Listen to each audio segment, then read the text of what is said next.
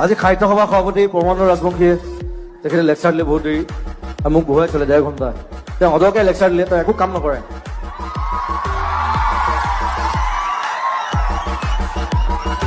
তেওঁ এবাৰ গুৱাহাটী সাহিত্য সভাত মোক মাতি লৈ গ'ল ক'লে মোক জুবিন মই চব স্পষ্ট কথা কওঁ দেই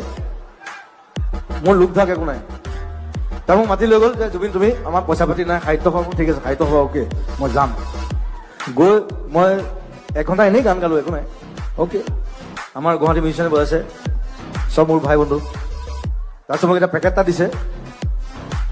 মস্ত পেকেট এটা দিছে সাহিত্য সভাত দেই মই কৈ আছোঁ শুনক ইটছ ভেৰি ইণ্টাৰেষ্টিং মোক খং উঠাৰ কাৰণ আছে সাহিত্য সভাত পেকেট এটা দিছে